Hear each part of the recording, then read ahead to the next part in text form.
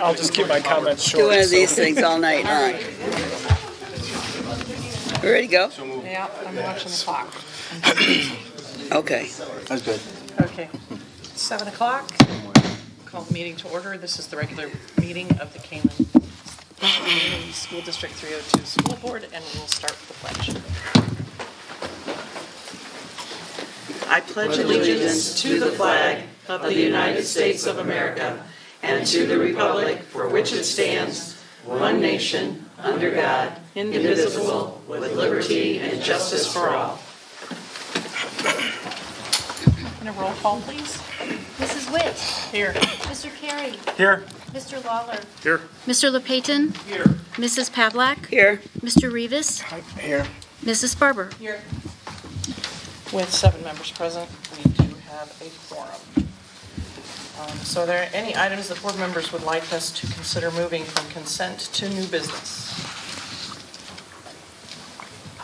Okay, hearing none, we'll move on. We're looking for the approval of the agenda tonight as amended. The amendment is the addition of a second topic for closed session. Then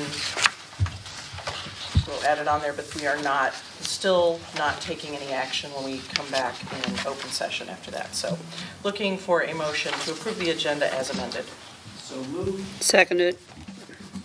And a roll call, please. Mr. Carey.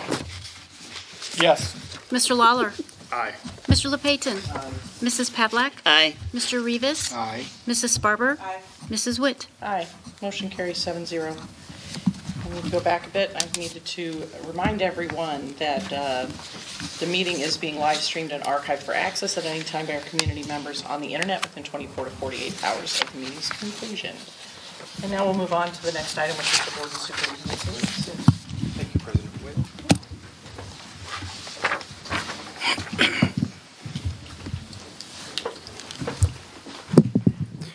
We always have mixed feelings this time of year. It's the end of the year, it's spring, the weather's hopefully getting nicer, and we have a number of great ceremonies and activities to close out the school year. But it's also a chance annually to say thank you and acknowledge and recognize our retirees. So after a number of years of service, they'll close out careers. Unfortunately, a number could not attend tonight. So I'll briefly share those that could not attend, then we'll recognize our 3 staff members that are here tonight. First of all, Lynn Ogden, after 22 years of service, currently at John Stewart. She's retiring. Also, Deb Peterson, she's a paraprofessional for 24 years at the high school. She's also retiring. Ginny Thomas, retired back 12/31, so New Year's Eve she retired. And she's been administrative assistant in the district for over 20 years. Carol Schumacher, a cook, here for over 6 years. Dave Bogut, district office, or worked for the district, but in maintenance for over 15 years. And lastly, also for 25 years of service, Tom Federley will be recognized for his work teaching PE at the high school.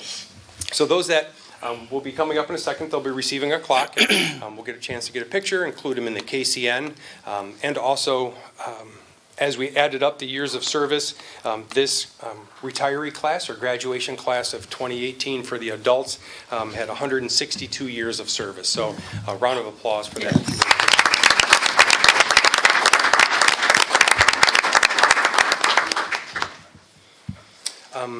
Mrs. Biddle, would you please come up?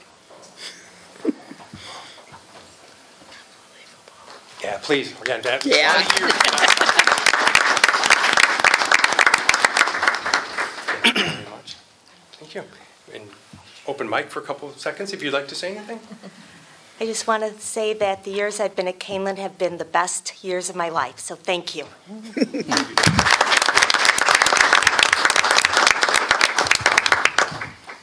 And again, those staff members not here, we'll make sure we get their clocks to their principals, and either one of us from district office will try to attend end of the year faculty member or faculty meeting, or the administrators will also be able to hand their clocks. Next, from the high school and the counseling office, Mrs. Messick.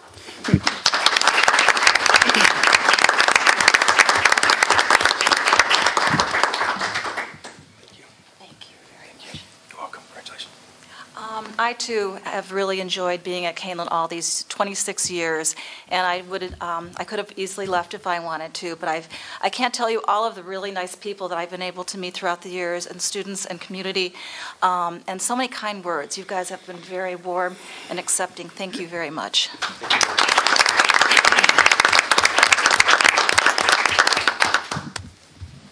And our third and last staff member to recognize, retiring, Sue Thompson. It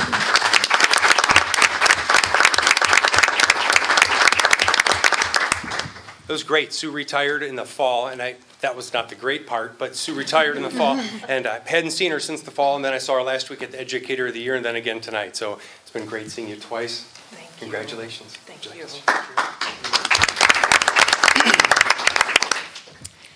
As I mentioned at one of the banquets, I am a product of Kaneland District and the Kaneland schools all my life. I started kindergarten in Maple Park and went through the whole system as my 4 other siblings did.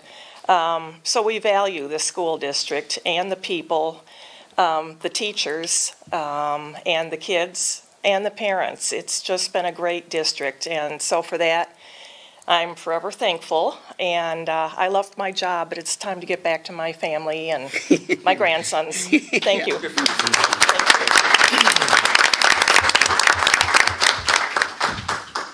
And now, Mrs. Larson, if you please join me. We have 2 student recognition opportunities, and first we'll have Mrs. Larson. Thank you. You're welcome. I'd like to call up Ben Hasenbaugh. We are recognizing Ben tonight for his creation of the Hall of Fame. How about if you hold that up for everybody to approve? For the Hall of Fame logo design. Earlier this year, Athletic Director Goff contacted me and said, would you please would you be interested in having a student design the logo for the Hall of Fame? And I thought, who's going to get this one? And of course it goes to Ben, because he is one of those students that I know I can give him a job, and he's going to follow through to the end and get the client exactly what they want. So it's the process for creating this. He did a lot of communication between the district and then also with the director, getting the final product. It's been awesome seeing Ben the last 2 years grow.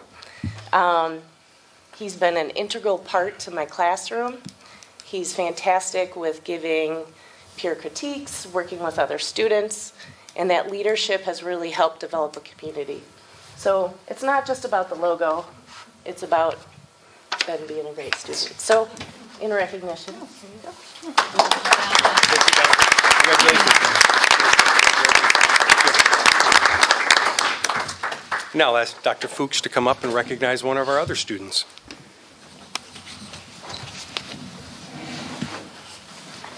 Show and tell. Sure, thank you.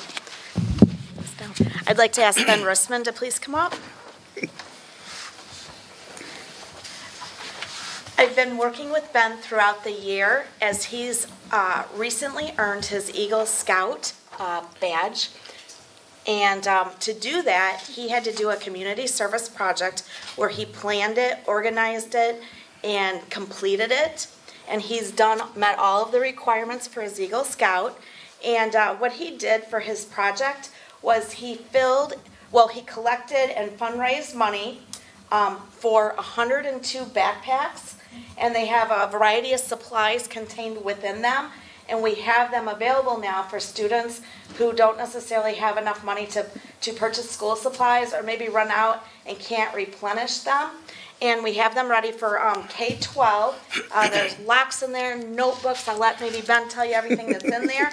But we're very proud of Ben in the completion of his Eagle Scout project. So Ben, congratulations.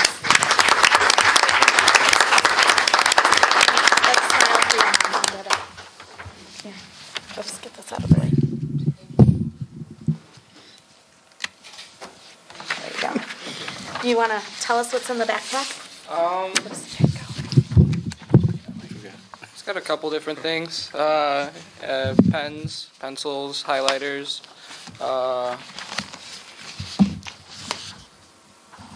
master locks, folders, binders, notebooks, loose leaf paper, whole shebang. That's right. Awesome. The whole shebang. Thanks again, Ben, for your work. We appreciate it. Thank you, Ben.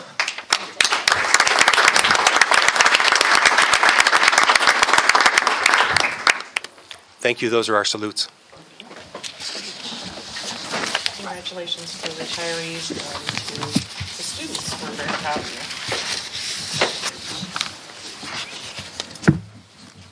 So this is the first opportunity for public comment, and we do have a few rules if you choose to speak in public comment.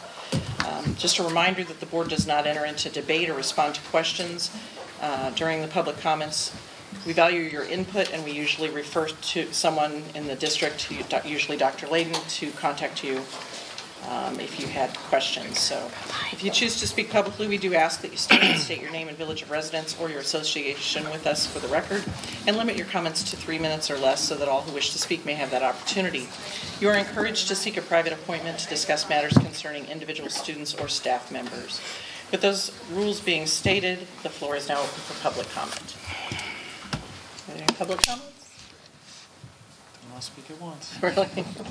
Okay, hearing none, we will move on.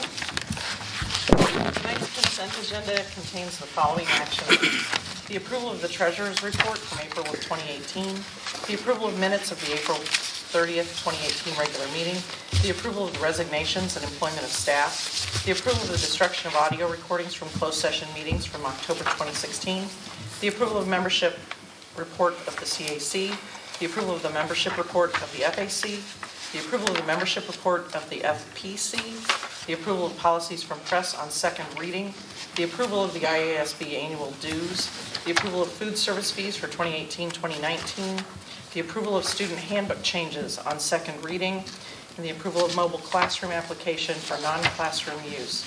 It also includes the following informational items: the student suspension data report, the Freedom of Information Act FOIA requests report, and the field trip notifications. So we're looking for a motion to approve the consent agenda as So moved. Second. and a roll call when you're ready, please. Mr. Lawler, Aye. Mr. LePayton, Mrs. Pavlak, Aye. Mr. Rivas, Aye. Mrs. Barber, Aye. Mrs. Witt, Aye. Mr. Carey. Aye. Motion carries 7-0. We'll move on now to new business. The first item under new business is the update on school improvement plan results. Yes, actually, if you recall back in the fall, kick off the school year, annually our principals and directors of that service come to a board meeting and share our school improvement plan, the goals for the year, and highlight a number of the goals. This is one of the first times I do remember that we've used a primary school improvement goal across the district, an all-in goal that Sarah and Mike will share a little bit more about. But if you recall, it is directly in line with Kaneland 2020, which was the second year of our strategic plan. So Mike and Sarah will share some of that update. And also, I don't know if they'll touch base on it or not, but we also have the indicators of success that we're working on. That is it's gone through a number of committees. CAC, the board was introduced to it in the way of a goal that I personally have for the year. So that's something that we're still waiting for the last iteration from IT that Nick Borg is working on. And once he gets those completed, we'll be able to bring those out. So while not a direct connection to the school improvement goal for this year, it's still an overarching academic goal for our district to create. We'll see and hear more about that, hopefully either at the next meeting or June. Sarah. Thanks. So as Dr. Layden said, we're here tonight mainly to share a little bit about our main school improvement plan. You'll hear a lot more about some of the things that happened because of this plan when we come back and do our formal update on Kaneland 2020 over the summer. But we had said we'd bring back some specific results. And you may have seen these already if you read the curriculum connection, but we wanted to present them tonight and give you a chance to ask questions about them anyway. So just by way of reminder, I won't read the entire goal to you, but our district-wide SIP goal this year had to do with the learner profile. If you remember Sarah and I talking with you over the year, We're using the honeycomb model as far as kind of our change strategy with our staff. The honeycomb model has 3 core cells, one of which is the learner profile. There's also proficiency-based progress, and there's customized pathways for students. So our focus this year was to really focus on that creation of and use of the learner profile and to get some feedback from our students about what was their exposure level to that. We really asked, we did this through interviews. Sarah and I, the rest of the cabinet, some of our instructional coaches, and some of our administrative staff interviewed students around 650, give or take 10 or so each time, once in the winter, or I'm sorry, once in the fall and then again in the winter. Trying to find out what their level of knowledge was, and then were they using it at all. So if you look at kind of the different levels of what we were asking students to do, it was a 0 if they had no idea what it was. As you can imagine, our first round through, we really had a lot of 0s. Once we started to use it a little bit more, if they could at least tell us what it was, we rated them as a 1. If they could tell us what it was and how they might go about using it, or how it might be something that they were thinking about that day, we rated them as a 2. And if they were able to explain fairly eloquently, here's something or some action that I've taken because of this reflection I've done as a learner, we rated them as a 3. Our goal was to try to see at least 50% move from one level to the next in each of these various levels. So this is just a slide that shows you our pre-data as we went through and did that in the winter. I'm sorry, I keep saying winter. In the fall, we presented this to you before. You've seen this. This was, I believe, in a consent agenda item a while back. I don't expect you to memorize every single thing we showed you, though, so we wanted to bring it back to you again. The blue part of this graph represents the students that knew nothing about what a learner profile was, and we could have predicted that. We hadn't used this language in Kaneland before, so that we weren't shocked to see this. We're shocked to see that at least some teachers had already begun those conversations with their staff, with their students, even as early as August and September, because we did have some students that were able to talk about what a learner profile was. But as you can see, very few that had taken any thought about what does this mean to them and how does this help them own their education. This chart represents more of the complete data as we walked through. I tried to at least keep the colors similar. The chart's a little bit different because I actually learned a few more tools on how to use Microsoft so I could make this a little bit better for you. But as you can see, that blue element of where students knew nothing about it shrunk quite a bit. We've got a lot of our students reporting that they at least knew what it was, and even more students telling us that not only did they know what it was, but they were able to see how they could have used it in their classroom that day, and a pretty healthy amount of our students telling us that they had taken some action because of what they knew about themselves as learners. If I back it up just a little bit, why did we even focus on this goal? I think we want to start to create learners that do advocate for themselves and do know who they are.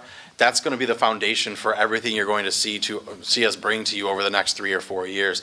It's one thing to talk about raising a certain score by 5% or to bring back our students who are reading at this level, but if we're just doing that to them as opposed to with them, or them advocating, identifying those goals themselves, I don't think that we're truly preparing them to be successful down the road. So why did we even think this was important? It's foundational to the work that we're going to do, and it only helps us increase all of those other measures like that Dr. Layden talked about that we'll be bringing back with that data dashboard. It only helps us increase those as time goes on.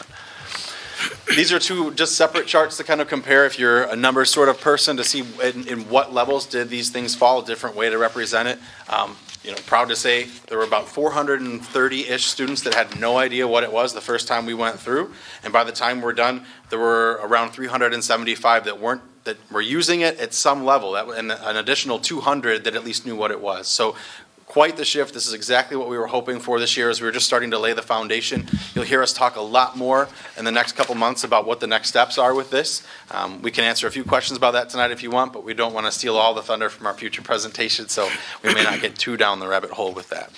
With that, I'm going to turn it over to Dr. Mumm, who can share a little. Actually, no, this one's mine as well. I'm sorry. We talk about the evaluation portion of what teachers have and how they tie their evaluation to goals. As Dr. Layden referred to, this was the first time in a long time that we had taken this goal and adopted it district-wide as what we called one of our all-in goals. Just by a little bit of way of a refresher of teacher evaluation system, every single teacher has 2 goals that they each typically account for 15% of their evaluation. This was one that every teacher in the district picked up. So as we were working through those numbers and working with the KEA, working with our building administration, it turned out this is really in layman's terms what needed to happen for our teachers to say they'd gone above and beyond to make this happen. We needed to see the 263 total students that we saw move into level 2, and that's what, well, we needed to see 149, but we beat that number and had 263. We had so few in level 4 at the very beginning that we really only needed to have 25 move, but we really shattered that and had 4 times that number move all the way over in that level 3. So if you're wondering, how does this account for some of the work that we do day to day, that's how it shows up in our teacher evaluation system. As their counterpart to these goals, every teacher, either individually or a lot of times with a group, typically it's a group of either like course teachers or like grade level teachers, they do write those goals that are more around some of the more traditional things that you've heard. So I've got this cohort of students, how do I make sure that they gain appropriately on this assessment, or that their reading level is where it needs to be by the end of this measurement period. So in addition to this goal, we had teachers working on various other more traditional data-driven goals as well. Obviously, because those are individualized, we'd be kind of reporting on a goal for every single teacher, so we're not going to have that many slides tonight. But just wanted to assure you that that sort of work that you're used to seeing us report on was also going on as well. Now I'll turn it over to my counterpart, Dr. Brown. Thanks. So I think Mike and I want to include some of the words that students shared with us through interviews, and some of them were directly with us and others that interviewed. Again, if you remember what Mike had just said, the ideal goal was for the students to be able to know who they are well enough, know what they need in a learning environment, and then activate and advocate for themselves.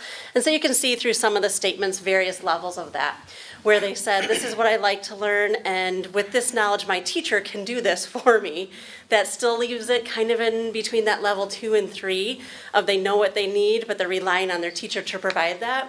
And there's a couple that says, you know, this will help me let my teacher know how to better explain it, or to ask them specifically, I need this from you as my teacher.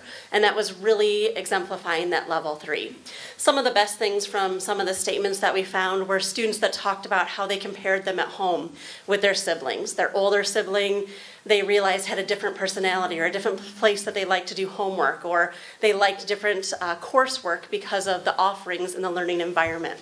And so that conversation extending beyond the classroom was phenomenal to hear from the students.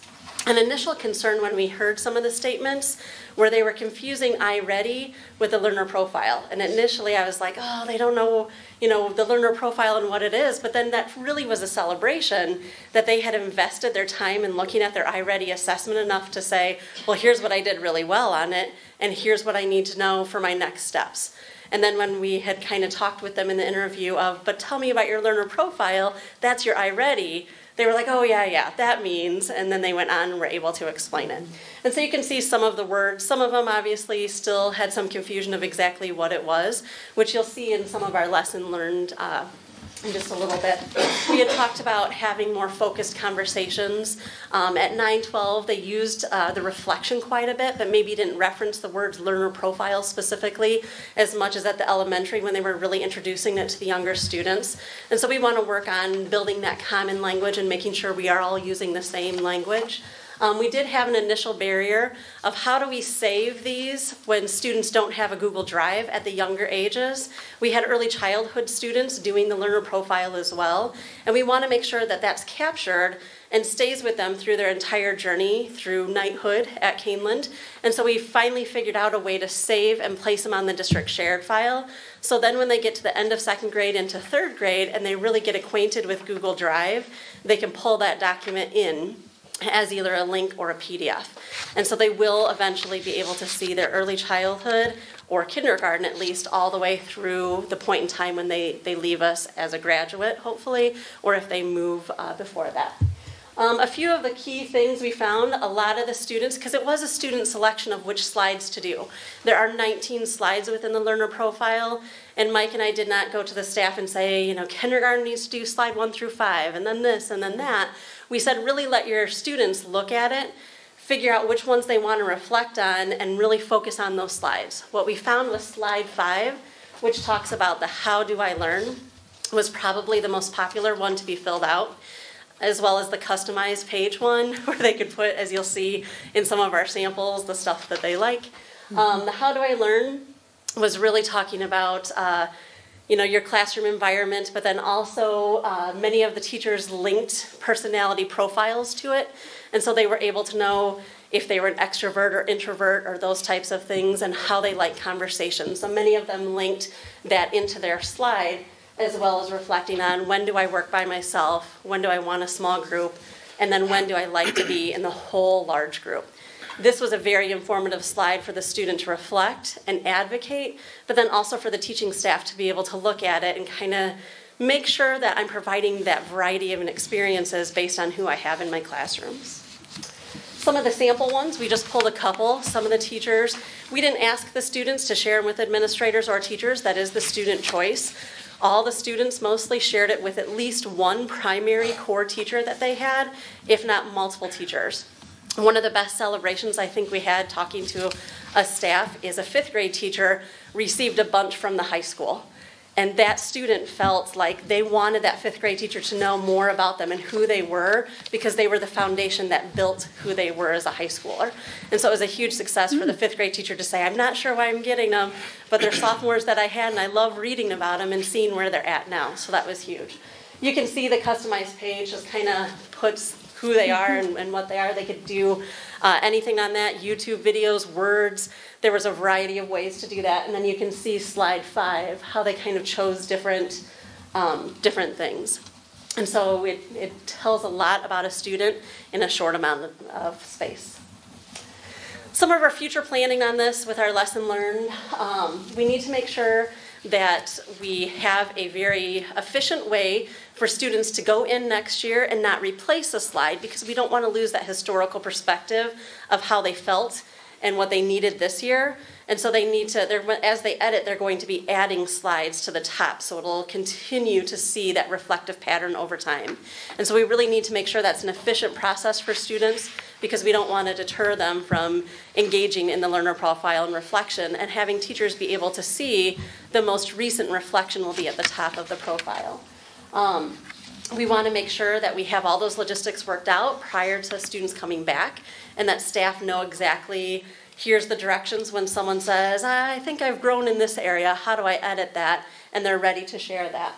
We're going to expand it to hopefully get more of that advocacy.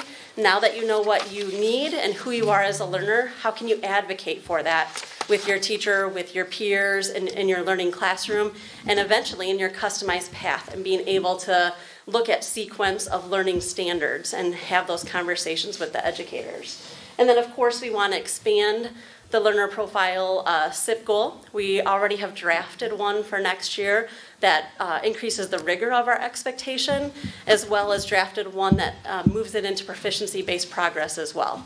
And so next year when we come back, you'll see we'll have 2 drafted SIP goals. It's a little teaser for when we return. The proficiency-based one, as well as the expansion of the learner profile. That's kind of our summary for tonight. What questions might you have?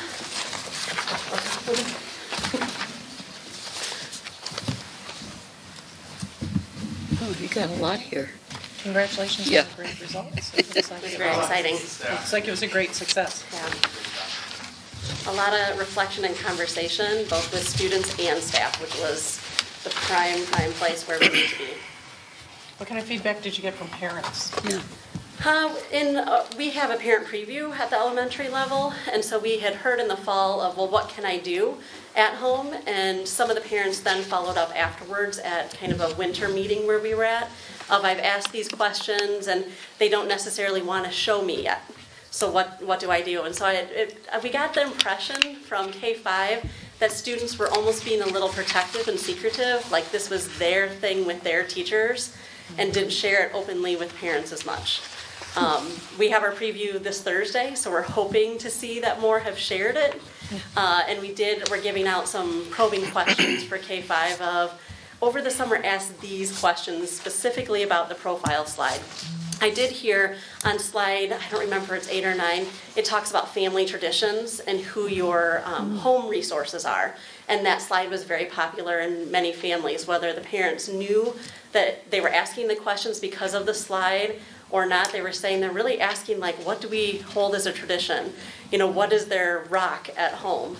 And so some of that conversation has come out, but I'm not sure the students always said, because of my learner profile.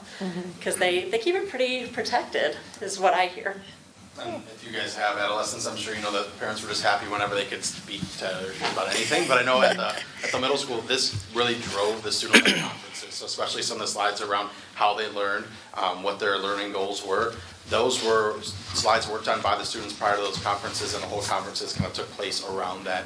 And it sounded like it was mostly successful. Obviously, there were some questions that some staff had, some parents had, but the goal is to do that across the board next year. And I think we've even started some conversation at the high school level about if we were to start to model that, how would we do it? Where would the time be for students to kind of do something similar, so that, you know, if they want to prepare those, you know, we don't have a really easily identifiable place for that to land right now, but the conversations there have started. So Great.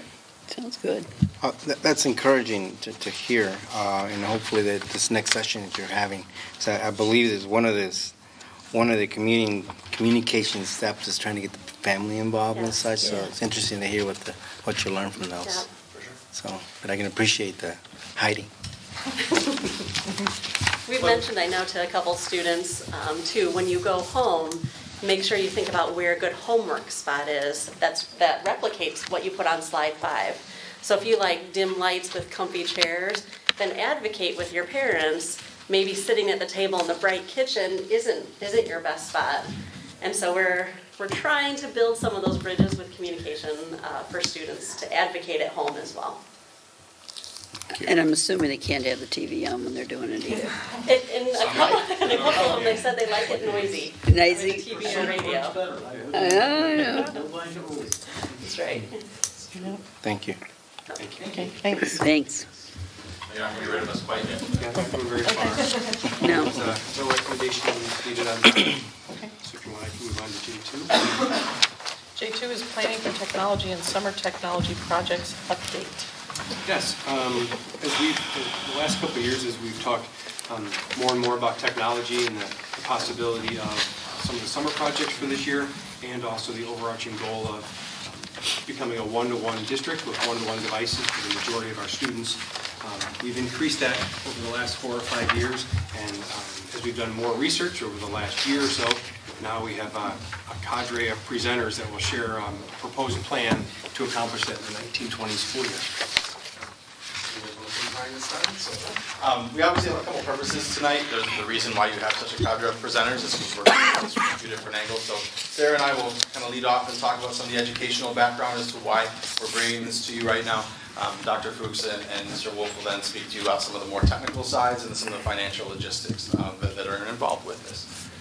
Tim's also got quite a few things to share with you about kind of just things to be excited about that are happening over this time. I don't mean to shortchange him on that. So he'll share more with you than just the one-to-one pieces, but that's why I'm here. So the first thing we wanted to do was take a little bit of time to talk to you about the rationale of why one-to-one. And I won't read off the entire slide here, but kind of the big points that we want to talk about are a lot of our curricular pieces are moving online. As you've heard, Sarah and I bring all the curriculum revisions and all those different review cycles to you. A lot of the products that the teachers choose to use to support that are moving online, and there's some pros to that extend just beyond cost. Students can access those outside the classroom. They can be more tailored to students' individual needs. A lot of those things utilize adaptive assessments. So if two students can be sitting right next to each other and take a pretest, and based on the results of that pretest, they might have different content that they can work through. They're able to communicate with each other better, communicate with the teacher better. And we see a lot of that idea of learning happening anywhere, everywhere, and all the time. And that's one of the things I think you'll see as a kind of recurring piece come up over and over as we continue to go down the road of Kaneland 2020.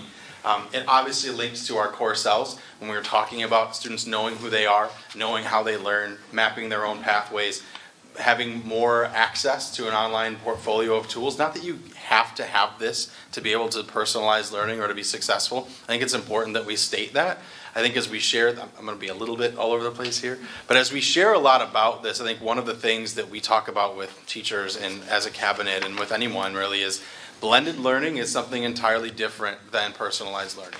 The two can marry very well, and the two can be the same thing, but the vision isn't to just sit students in front of a computer and have them take tests and have content delivered to them, take another test, move on and on and on.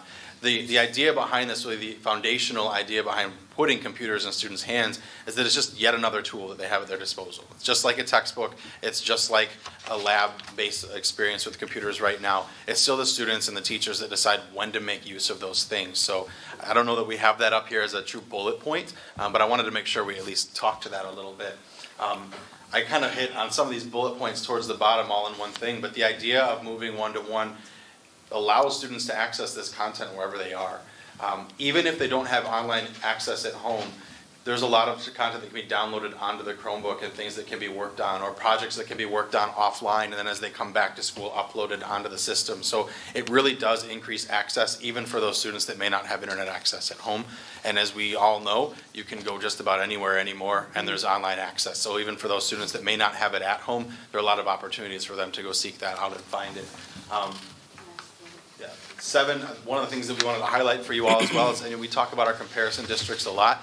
Right now, 7 out of 9 districts are one-to-one. We are not. Sycamore is not. So as far as looking at what our peers around us are doing and the experiences those students are having, and those are the students our students are competing against to get into colleges and get jobs, we're, I would say, not offering that same level of at least digital experience for our students. So this is one of the ways that we want to go about addressing that. If we talk about the logistics of one-to-one a little bit, we've talked about different ways to do this, and I just want to say we have not yet finalized any of these details. Obviously, a lot of this is in kind of a working agreement right now, or a working study. We wanted to bring something that was at least fleshed out enough to you so you could talk about it, consider it, and ask questions. But one of the things that will be very important moving forward is getting student input, getting staff input, getting community input, is how do we roll all these things out. So please know that while we've got a lot of our logistics and thoughts up here today, all of this could be subject to change as we start to bring more people into the conversation. But originally where we're kind of standing right now is that grades kindergarten through 3rd grade wouldn't have a take-home one-to-one device, but their experience here on our campus would be one-to-one. They'd have access to iPads, they'd have access to Chromebooks, access to desktop computers as needed, and they would all have a device. The ratio would equal out one-to-one. We can talk a lot about kind of why we have thought about that and be happy to, but some of the major reasons are just the taking back and forth and the students not yet really being able to utilize that to their maximum potential until they get a little older. So what that means then is grades 4 through 12 would have that take-home experience. The device that we're looking at right now would be a Chromebook. Typically that's what at least our 6 through 12 students are used to using in the classroom right now. The 4th and 5th grade students that are also using iPads, because they're going to be in their building, they'd be able to work with the levels within their building. If they needed something to take home or something to work with at school, those devices would still definitely be available to them. Those are some of the logistics about how the students would use devices. As I kind of alluded to, sometimes I should probably just wait and get to them instead of talking ahead of myself. We have a lot of kind of committees we still want to put together to talk about how do we roll this out within our curriculum? What sort of training does our staff need? What sort of training do our students and families need? What about the kind of care and feeding or care and handling of these? Where do we store them? Where do they charge them? If one breaks, what happens? And we've started to have conversations around all those things, and even how we can include some of our students, especially in that repair piece if we want to. But again, none of this is so fleshed out that it's not able to be changed. So I'll turn it over to Dr. So the timeline, as we've gone to visit other districts, whether it's for a personalized learning visit or just connecting our instructional coaches with other coaches, or as we visited some of our comparable districts based on some of their park data to investigate successes in their district, we've always asked questions about one-to-one as well. And some of those care and handling questions, as well as instructional curricular ideas that they've used, what programs they're using. How do the students, we got to observe in a 1st grade room, their opening morning meeting was electronic, and so we just have been collecting those ideas all kind of winter and into spring, and we're at the point now where we've got the variety of ideas that we need to feel that we can start to make some decisions and make the Kaneland process for all of those. So we've really been doing some investigating, as you can see, this spring and winter. We have definitely been looking at an LMS, which we're going to talk about, a learning management system, and looking at a variety of different systems and what would make the most sense for us. And so we'll share that in just a second with you. Can I ask, not that I think it's wrong, but why Canvas? Yep, we're going to talk about that in 1 second. Okay. And we can all share that answer. So I'll get right back to that in a second. What we would like to do then is create our advisory teams and really further develop the ideas we've taken and refine them, and then make that decision. Is Canvas the right way to go, or are there other opportunities which we can talk about? And then start to plan our professional development. Because if this was something to go into effect for 1920, we know about 18 months of solid professional development. To see it as a tool, not the curriculum, but a tool within the curriculum will need to be done. So Mike and I would like to start planning that. In the fall, we will talk about the Canvas pilot and then continue to work on that communication structure with parents, with students, with staff that will go along the professional development plan. Now the LMS. We looked at a couple of different ones. The three of us kind of narrowed it down based on the features of the learning management system to 2 options. And then as we started to talk with our comparable districts, especially those in Kane County, we found out that there was a Kane County consortium that helped with the pricing of one and not the other. And so Canvas was the winner because of the reduced price. And at the same time, as the 3 of us looked at it, between the final 2 that we looked at, there were so many similarities, and the ability for Canvas to really talk with our current Tyler system and be able to pull data on that back end, we felt would really be helpful. Yes? For us technically challenged people, Yep. what does Canvas stand for or mean? Or Yeah, what does Canvas stand for? Canvas is, it's actual just the name. So an LMS is a learning management system. I don't know if anyone has taken an online course and used a tool like Blackboard or anything, or if you're on a message board online, or if you just look at YouTube. Basically what an LMS does is it's a place where a student can sign on and they get this page they're looking at, and it can have posts from the teacher, it can have assignments, it can have videos to watch, it can have pretty much anything. It's just like an online warehouse. So think about when you walk into a classroom. When we went to school, you saw here's on the board everything you're going to do. If you're doing a worksheet, come up and grab it off the front table, things like that. If you're going to watch your teacher talk, they're going to stand there and lecture at you. All of those things could happen electronically through the LMS. So it's a way to organize all of those things. It also gives you a single sign-on for a lot of the tools that our teachers use. So some of you guys that are a little more web savvy, Web 2.0 is kind of like the buzzwords right now around. If you go and use any of the online games students play would probably be the ones you might be most familiar with, but anything that can move on a screen right now is usually written in a Web 2.0 language. All of those things that our teachers use, if you've got students in the system, you've probably had to deal with, I forgot my password, or how do I sign into this page, or how do I go there? If you sign in through Canvas, you've got basically a button you can click and it signs you right in. So it helps with some of that kind of navigating all those online spaces that our students are already using. And then just to kind of add on what Dr. Mum had said, Canvas isn't our choice yet. Canvas is our first exposure, and we want to make sure we get some staff feedback on this. We've got probably about 35 to 40 staff, levels K through 12, that are piloting this next year. I think most people, when they hear LMS, they're going to think 612 because there's more student, I guess, engagement that way. There's more student autonomy, that they're the ones signing on and doing it. But as we've worked with Canvas, we've seen how it can be used K5 as well. But the goal is have some staff feedback, have some students that can give us some feedback on what their thoughts are, get some feedback from our community, and see, is this a direction that we want to move before we go that way. Tim will talk about one of the big selling features for us, at least in looking at this first, was that it does integrate pretty well, at least as we're told, with Tyler. And that will still be the system that we use. That will still be what stores all of our grades. It'll be what all of our secretarial staff access. It's how we report to the state. So it'll be really important that whatever tool we use can speak that Tyler language. So I don't know, that's probably more than you asked, but at least a little bit on just the tech side before you get super tech guy over here that's going to tell you stuff that I won't even know. So Tim is actually going to talk about the Tyler connection later? Okay, because I have questions about that. And I don't know if you want us to continue to ask questions now throughout, or if you want us to wait till the end. Anytime. Okay. I think many of the things that you see like on Google Classroom right now is kind of what Canvas can look like. And so I know there's definitely that 3rd, 4th, and 5th grade are using a lot of Google Classroom, and they still can connect to that, or they can create that experience on Canvas as well. I think Mike pretty much covered the rest of my slide. Yeah. Sorry, so then why not Google Classroom, or why not one of the free ones as opposed to one of the more expensive ones? The one with Google Classroom, that ability to really connect automatically with Tyler and be able to put the grades in and be able to do that connection with our student data system is really a gap between the two, where Canvas would be able to. And so many of the features that we are doing on Tyler for staff login, and then they go into Google Classroom, they could do just through Canvas. Sure. The other benefit of Canvas is that with many users within King County, we have access to all of their courses as well. In the shared commons part, it's a database of everything that's been created and shared by someone else as a Canvas user. In King County, in the nation, in the state. And so during our training last week with Canvas, she pulled up the commons and said, you know, what would you like a unit of study on?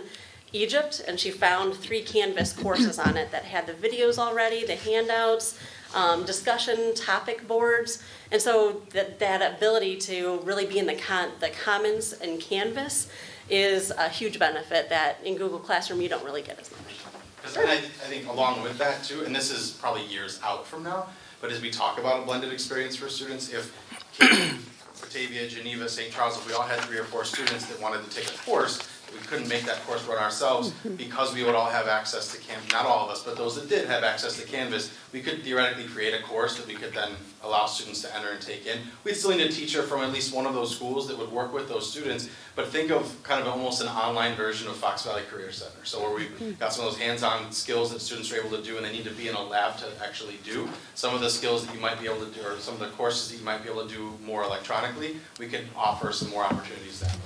Down the road, definitely, not something we're going to jump in and start building right away, but it's just another opportunity that if our teachers and our community does like Canvas, that might not be there if we went with something like Schoology or one of the other programs that are out there. When we went actually to a visit to Burlington a couple of weeks ago, the kindergarten teacher said, do you want to see my kindergarten blueprint?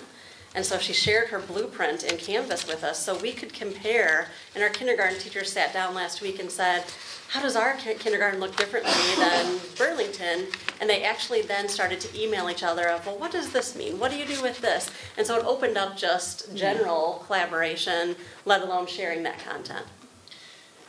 Okay, so and I'm not sure if this is for Tim or for you guys. So I don't think it's a secret that we have a lot of non-Tyler fans, you know? So I feel like, you know, I guess I want to know, we're getting deeper into it by integrating this with Tyler, and I'm not certain if this is an accurate statement or if it's just myth in the community that there are teachers who do not use Tyler.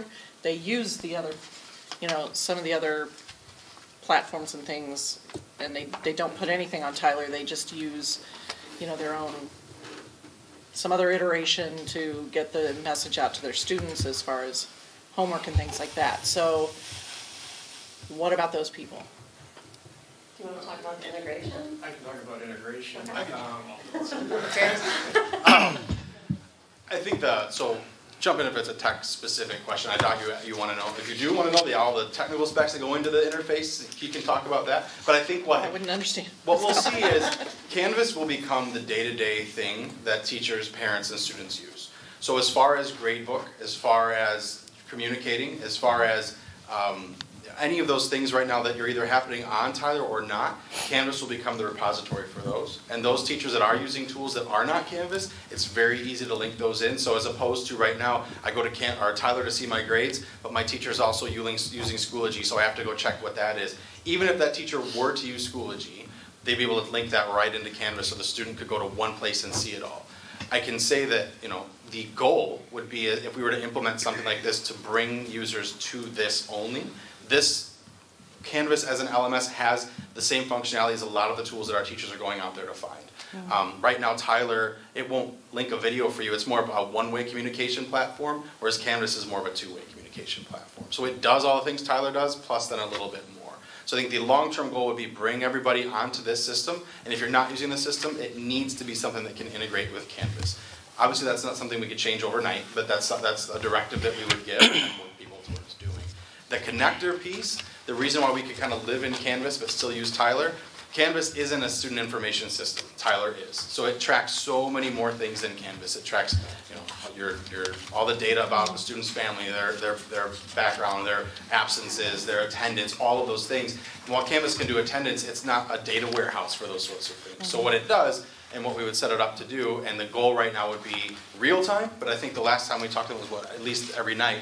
That Canvas would basically, we'd have an algorithm, for lack of a better word, behind the scenes that would pull everything out of Canvas and put it into Tyler Sys.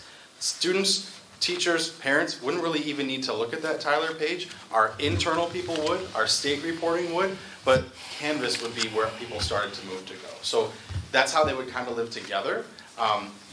You could function entirely without Tyler as a student, teacher, or parent. Where we couldn't function, though, would be on all the state reporting pieces that we have to be able to do. So that's why we would need both. So it could resolve some of the frustrations that parents and staff have with Tyler. It very much could, and that's honestly one of the reasons why we would look at one of the reasons why we wanted to talk about an LMS and not just another group of programs that could do this was because of that. It could do that for us. And also, you haven't heard us talk a ton about this yet, but it's what's next on the horizon is that idea of proficiency-based progress, looking at evaluating students on standards and how to report that out. Right now, there's a huge difference between the K-5 report card and a 612 report card. As those things start to shift, we need to make sure that there's a product out there that could support that and make sure that we can give the type of feedback we want to give. We're very aware of that, and even though it's not a place where we are right now, Canvas is somewhere that we could be, and it would be able to support that if we wanted to go that direction. Okay. Does Canvas support alternative assessment methods? Does it have all kinds of, or does it just have grades? It's a built-in assessment creation platform, so you can create kind of those rich experiences like the online park tools right now, or it can be as simple as like a Google form quiz that you can fill out. So that's one of the reasons why we wanted there's a million reasons, but it's one of the reasons why we wanted staff to pilot, to use some of those tools and see how easy is it to create, and then how easy is it for the students to actually use those tools. The difference, though, is you can create it, you can take it on there, and you can see that data, but it doesn't warehouse that data. Sure. So Matrix or a data warehouse is still needed to keep that long-term data compilation. Okay. And so the creation is there, and the assessment is there, but it doesn't store It doesn't things. store. But teacher A makes a rubric, can teacher B then use that same rubric, and then can you compare data points from that? Publish, yep. Yeah, okay. They can publish it into the Commons, or if they have a joint Canvas module, they can be in that module with their own class and be able to compare and discuss questions and those types of things. Then the data will be finalized, filtered into a warehouse so they can pull it into a comparative data from across different schools. Interesting. At what cost? I'm sorry. At what cost is this? We're gonna get to that in a slide. Okay. So along that, and I'll feed in some of the other stuff. We hired an analyst person a year ago, 2 years ago, right? You talked about algorithms and stuff. I assume this person would knows about Canvas as well, so he or she can fish out. Okay.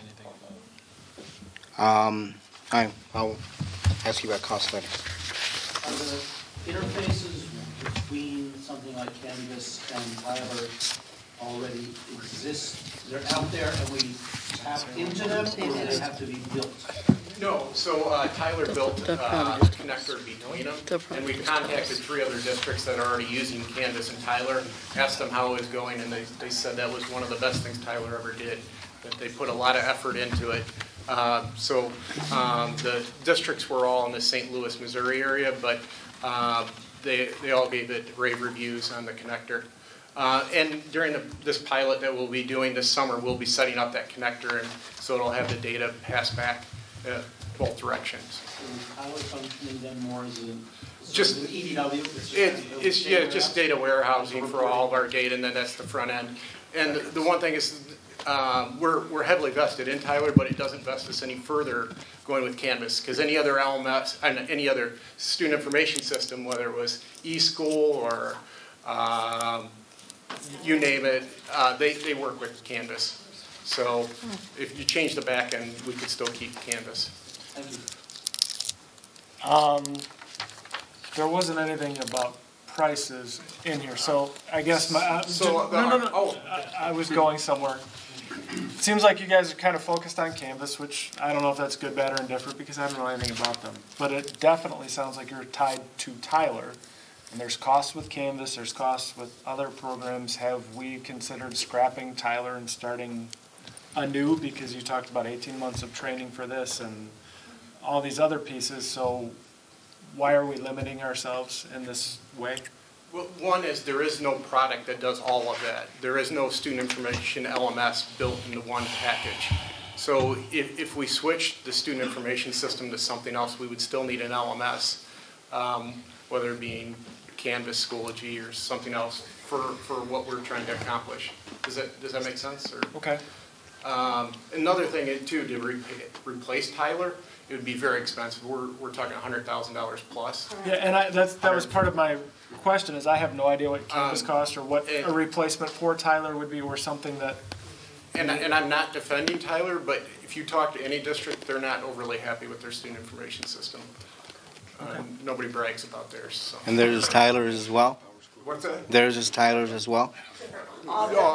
Yeah, if you talk to St. Charles with E-School or anyone, they all have their issues. Maybe we have a little more than others. I haven't sent out a survey on it. But. They're all tough to use. They all have glitches. They all have issues. I mean, we were sold this thing, the be-all Tyler thing, a couple years back, and now we're saying no, not really. No, we were actually sold that it was the most cost-effective solution to our problem, not that it was the solution to our problem. And I would concur with that. Additionally, if you'll recall, we were on Schoolmaster. Schoolmaster was no longer being supported. They were bought out by Tyler, and they turned it over with no cost. The costs were all in the training modules and getting everybody up to speed. And so you're right. It was never the solution. It was the solution to our problem at that time. And we've not had the resources to put a full-blown package together to turn over our student information system into one of the others. And then as Tim mentioned, as you go out and you talk to people about Skyward, E-School, Power School, again, nobody brags about how wonderful it is, because none of them are perfect. They all have their own quirks. So fortunately, our staff have come a long way in the last couple of years, and also his information system specialists have also been very supportive of our staff, of Tyler. And so we haven't spent the time or resources to go out there and find something different. So. And like I said, I don't know that different is better. I just didn't want to be locked in on something where we should have stopped and said, hey, there's a bigger picture here that we need to look at. Right. I think that'll be the benefit, too, of piloting this year with Canvas on the curriculum side of it. Because if we can pilot with approximately, hopefully 40-some staff, anywhere from kindergarten through 12th grade, we can have those conversations all year long of, does this do what you need it to do curricularly? Can you upload and link to that video you want them to see? Were students able to put their Seesaw video or their Flipgrid video into a place where you can see it as a teacher, instead of just fully adopting it and hoping all those connections can be made? With that pilot having a group of 40, it really helps us vet some of those usage curricular-wise. So I think that'll be a benefit to do for that whole year prior to making that final decision for Canvas. And we get to see then the connection to Tyler. And did that connector work well? How does grading going in and coming out work on a smaller scale so that we can accurately know the use of it? Okay, thank you. Do you want me to talk about the pricing? Yeah. So Phil Morris at the Regional Office of Education was working on a consortium pricing for Kane County.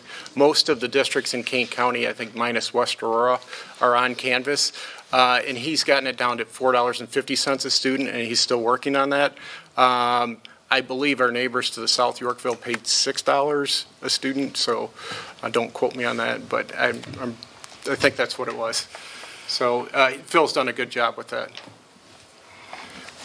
And along with that, I don't know if you mentioned it, the ROE is developing content too on Canvas. The one benefit too of Canvas and having that consortium is not only does it have the ability to share content among teachers, but you also have the ability to share professional development modules.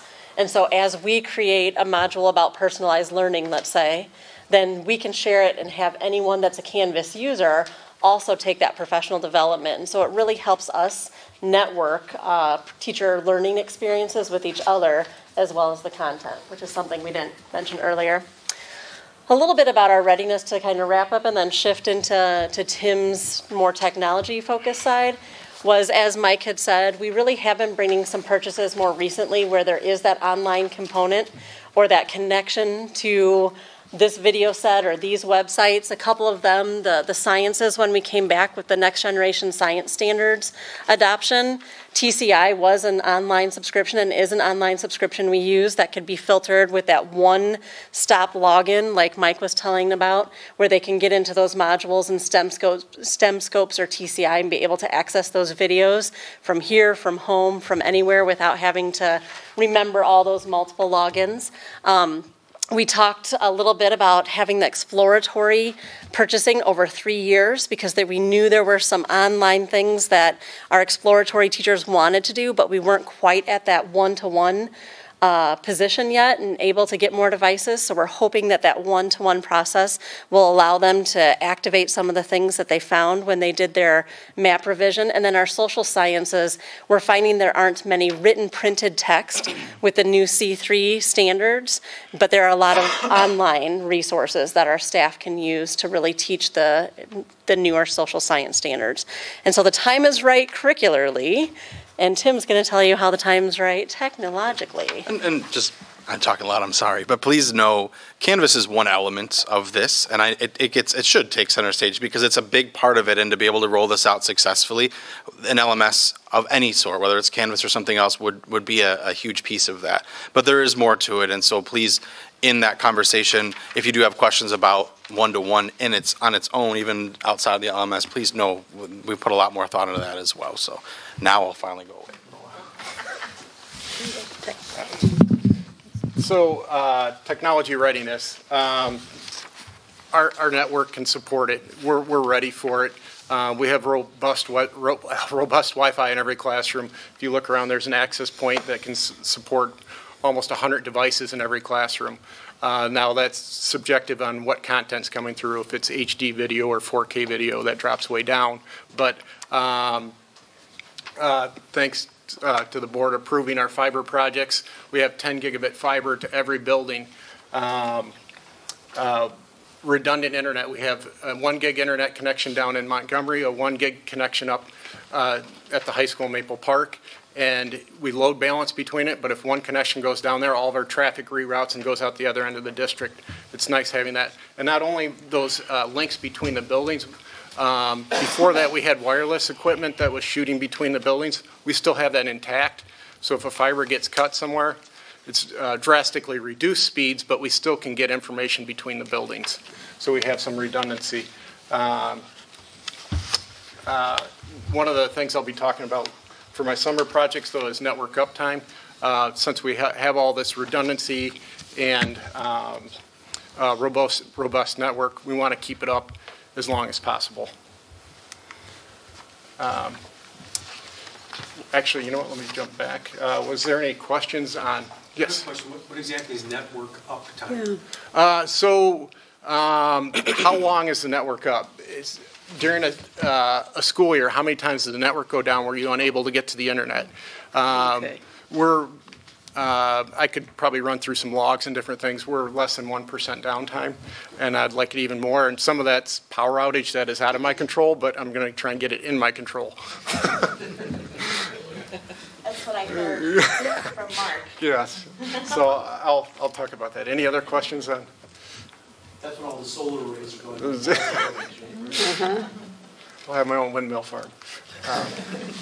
So one of the things I'd like to bring up is our teacher laptop replacement. We purchased initial teacher laptops in 2013. That's 5 years of wear and tear.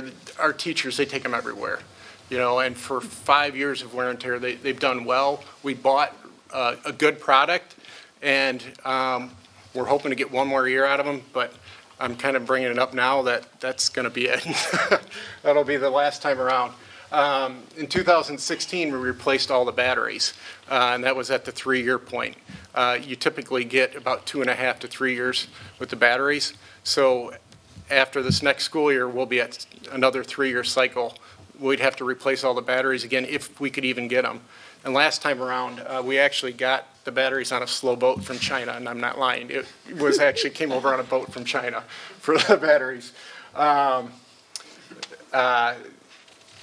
We are getting a little bit of an increasing failure rate. Motherboards are starting to die. We get about one a week.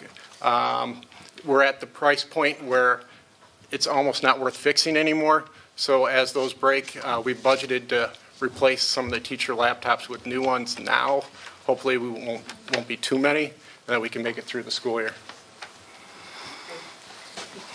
This was one of our budget reductions from our $1.5 million that we're trying to reduce.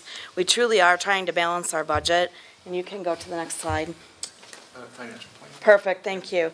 With the financial plan, there are 3 things that we need to plan for, and we've been working together as a team, the 4 of us, along with staff members along the way, to try to figure out how to afford the upgrades and the one-to-one initiative that we've brought to you tonight.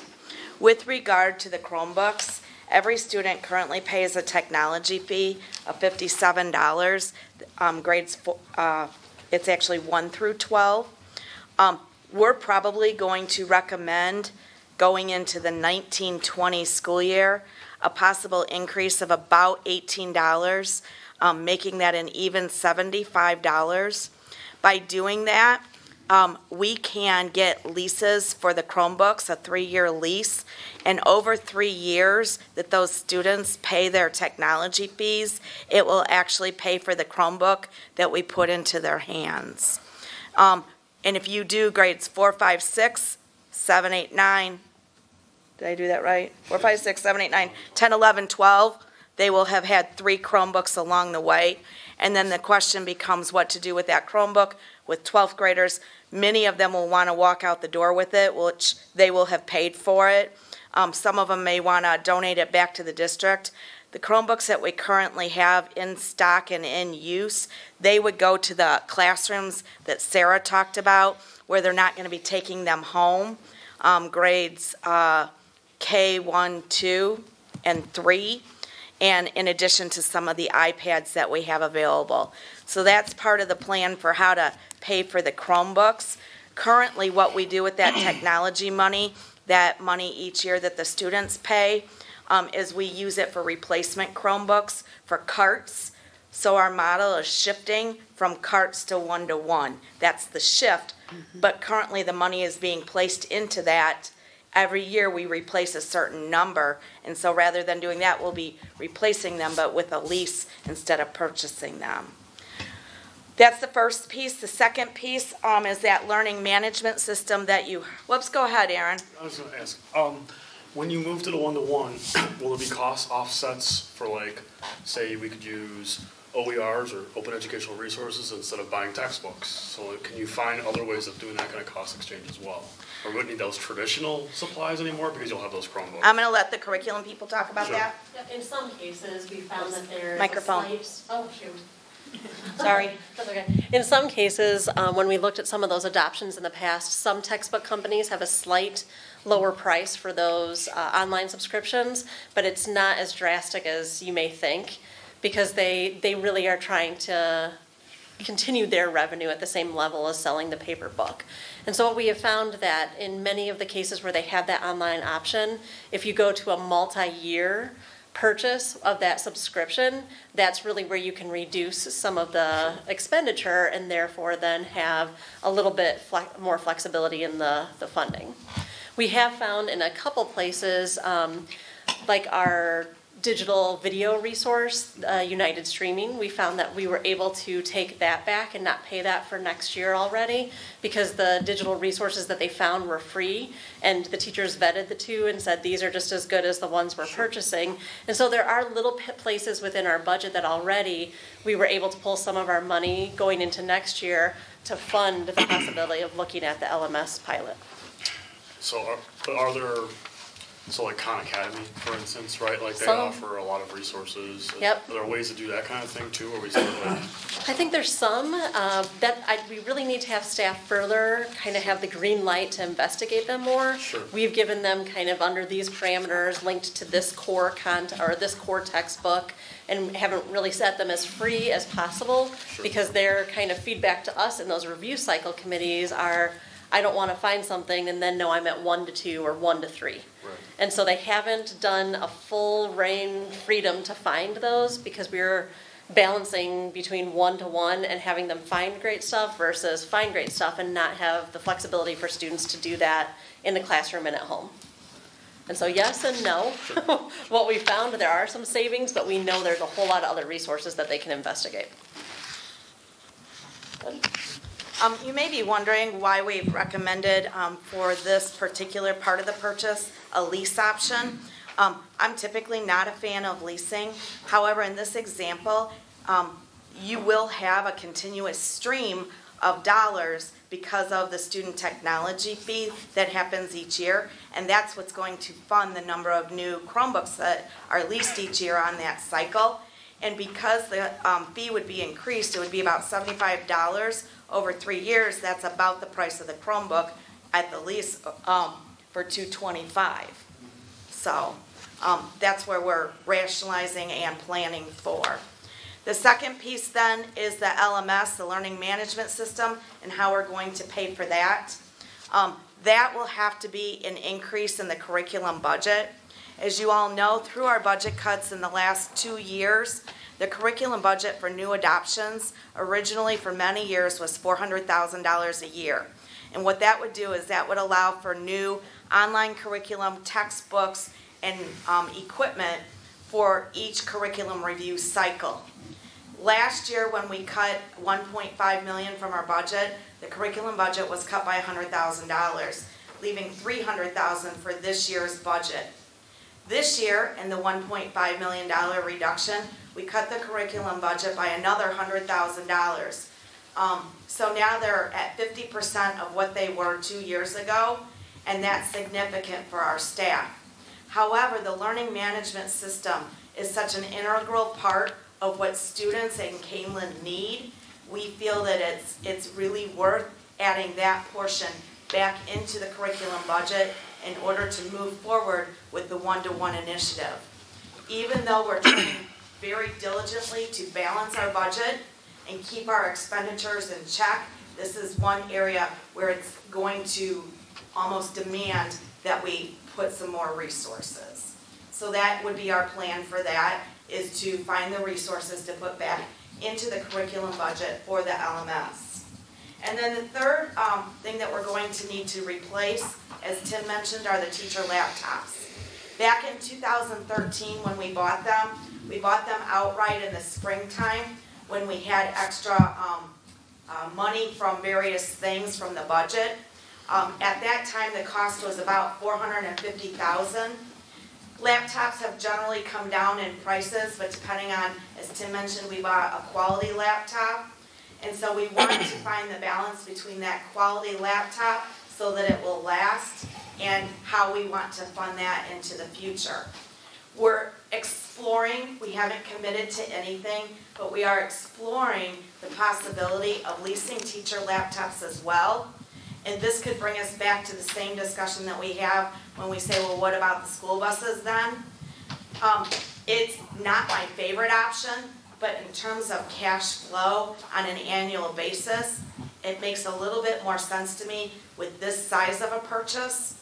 Additionally, you can get 8 to 10 years out of a school bus, and so that doesn't make sense to me, but the laptops you can get 3, 4, 5 years, and then you've got the tech people saying, we need new laptops, we need new laptops. And so you wouldn't get as much bang for your buck of purchasing it and hanging on to it, but maybe we will. That's something that as we move forward into next year, we see where the budget lands, we can bring a recommendation to you. As we've said in tonight's memo that I wrote, there are no actions required tonight. Tonight is really to give you an overview of the one-to-one that Mike and Sarah have done, to to talk to you about how we're ready for it, to talk to you about we are planning for it. We're watching the budget very carefully, as you know, and move forward that way. Prior to purchasing any teacher laptops, Chromebooks, or any other thing, it would require board action in the future. Please understand that up until this point tonight, we've been talking about the 2019-20 school year. Okay, that's not this coming year, but a year from now, because we want to start these discussions and bring the board along with us. At this time, Tim has a little bit of fun stuff to share with you about the 2018-19 summer. I'm going to turn it back over to him. Tim, before we get to the fun stuff, I have another question for you. Probably you. Okay, good. Again, I don't claim to know much about technology, but the biggest difference between like a laptop and a Chromebook is one of the big things is the amount of memory that they have. Is that? The hardware in it is reduced, but one, you're talking two totally different operating systems with Microsoft Windows versus Chrome OS. It's a online web-based operating system. Okay. All right. Yeah. Again, I'm showing my ignorance. I don't know. Here's my concern. Yesterday, my kids were screaming at me that the Wi-Fi didn't work, and oh God, the end of the world here. At your house or here? My house. Okay, I'm honored of that. So that got me thinking: is they have Chromebooks at home, but I'm concerned, or I'm not sure how this would work. If we give all the kids Chromebooks and they don't download their homework before they leave, thinking that they're going to have Wi-Fi, or their parents can't afford Wi-Fi and they can't drive them to McDonald's so that they can use it. What thoughts have gone into that whole can of worms? Because it's going to come up. that might be more of a great. I think with that specific scenario, whether it's a Windows device or a Chrome device, if they don't have internet access to access things that are online, it's not going to matter. So the idea of downloading before they leave, it wouldn't. I don't think that part's going to matter. What would matter is, I think the way I don't want to get too techie on this, but just like the way they work inside, when it's all working the way it's supposed to, the functionality of a Chromebook can almost match anymore. And again, I'm not trying to focus on the technology because you guys seem to have a good handle on that. I don't. That's fine. I'm more worried about the kid who can't do his homework because he doesn't have access to the internet or didn't download it. And I guess that's where I'm trying to go with my question. Sure. So, I mean, the easiest way to explain that is you can work offline on a Chromebook. Your kids probably didn't want to because what they needed to access wasn't offline. But if I need to write a paper or if I need to complete a worksheet or something like that, you can do that offline and then upload it once you do have a connection again. So some of those things are available. I would think we would need to put some process into place for all of our online tools. When we've been looking at social studies, for example, is where we are right now. They've talked about how if you have an online book, that can be downloaded to the device and it can be stored on it. So I would think there'd have to be some process for our students when we give it to them as far as these are the do's and don'ts of having this device in a one-to-one. What do they do as they leave class? Do teachers have to make sure the homework's downloaded? And I realize you can only do that effectively for so much, but can we help with that by implementing some policies that would say, or I guess procedures, not policies, but here's what we're going to do before you leave class today. Instead of writing in your assignment notebook, hit this button so that it downloads, and how can we support that?